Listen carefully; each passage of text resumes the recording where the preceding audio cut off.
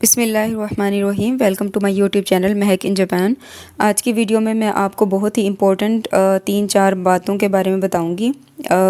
आपको बताऊंगी कि जापान आना वर्थफुल है या नहीं है, आपको जापान चूज़ करना चाहिए या नहीं करना चाहिए। मुझे 2 मंथ जो है वो जापान के अंदर कंप्लीट हो चुके हैं। ये मेरा 3rd मंथ स्टार्ट हुआ है। तो मैं आपको जो भी बताऊँगी आपको बिल्कुल ऑनेस्ट ओपिनियन दूँगी कि आपको आना चाहिए या नहीं आना चाहिए। दूसरी बात ये करेंगे कि आपकी सेविंग होती है जापान के अंदर या नहीं होती, क्योंकि आप लोग बहुत ज़्यादा क्वेश्चन कर रहे हैं कि हम लोग अगर वहाँ पर आते हैं तो स्कॉलरशिप के अमाउंट के अंदर से हम लोग कुछ सेविंग कर सकते हैं या नहीं कर सकते।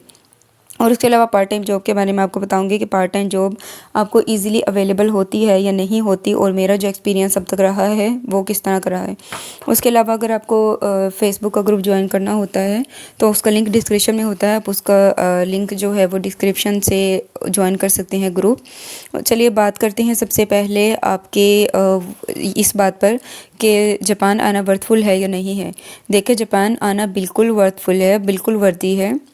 आप जापान में आएंगे तो आपकी लाइफ बिल्कुल बदल जाएगी। जैसी लाइफ आपकी आपकी कंट्री के अंदर है वो बिल्कुल ऑपोजिट होगी आपकी जापान के अंदर।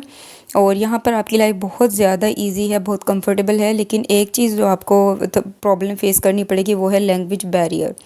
ये मैं पाकिस्तान में थी जब, तब मैं सुनती थी कि लैंग्वेज बैरियर है और होता है। वाकई ये बहुत बड़ा फैक्टर है जापान के अंदर। और क्योंकि जापान के अंदर जितने भी लोग हैं उनकी लैंग्वेज आप ये समझ लें कि उनकी इंग्लिश जो है वो बिल्कुल 5% या 2% समझ लें। उनको बिल्कुल इंग्लिश नहीं आती। तो आपको जापानीज़ नहीं आती और उनको इंग्लिश नहीं आती, तो आपको बहुत ज़्यादा हर्डल इसके अंदर फेस करना पड़ेगा। और बेहतर ये है कि अगर आपके पास टाइम है तो आप जापानीज़ लैंग्वेज सीख लें, अभी लर्न करना शुरू कर दें। जापान आना बिल्कुल वर्थफुल है। और उसके अलावा यूनिवर्सिटीज़ अच्छी हैं, प्रोफेसर बहुत ज़्यादा कोऑपरेटिव होते हैं, प्रोफेसर बहुत ज़्यादा अच्छे हैं, इन्वायरमेंट बहुत क्लीन और बहुत अच्छा होता है। तो मैं बिल्कुल रिकमेंड करूँगी कि आप लोग जापान के अंदर आएँ। उसके अलावा दूसरी बात करते हैं कि आपकी सेविंग होती है या जापान के अंदर या नहीं होती।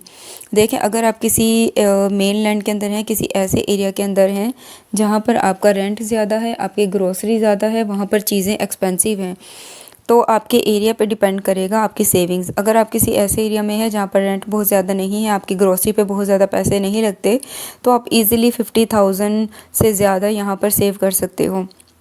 और अगर आप किसी ऐसे एरिया में हो जहाँ पर आपकी रेंट आपको 30-40,000 पे करना है, और कुछ एरियाज़ में आपको 40,000 प्लस भी पे करना पड़ता है। अगर आपका जो रेंट है वो बहुत ज़्यादा है, आपको ग्रोसरी बहुत ज़्यादा करनी पड़ती है, तो आपका जो है वो फिर भी आप सेविंग कर लोगे, आप 30-40,000 सेविंग कर लोगे, उसमें भी आपकी सेविंग हो जाएगी। तो अगर आप ये सोच रहे हो कि जापान में आने के बाद सेविंग होगी स्कॉलरशिप अमाउंट में से, तो नहीं होगी। आपकी कुछ ना कुछ सेविंग हो जाएगी। उसके अलावा ये फ़ायदा है कि आप पार्ट टाइम जॉब कर सकते हो।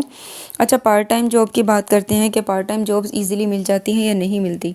देखिए, अभी तक मेरा जो एक्सपीरियंस रहा है वो मेरे एरिया में जो है वो जॉब्स तो अवेलेबल हैं, लेकिन उसमें फिर वही बात आती है जापानीज़ लैंग्वेज की। अगर आपका जो जॉब है वो इंग्लिश से रिलेटेड है, तब भी आपका जो इंटरव्यू है वो जापानीज़ लैंग्वेज के अंदर ही होगा, जापानीज़ ही में ही आपका इंटरव्यू लेंगे।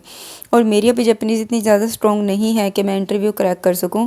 तो मैंने एक दो बार कोशिश की है, अभी तक तो मैं सक्सेसफुल नहीं हुई हूँ पार्ट टाइम जॉब के अंदर।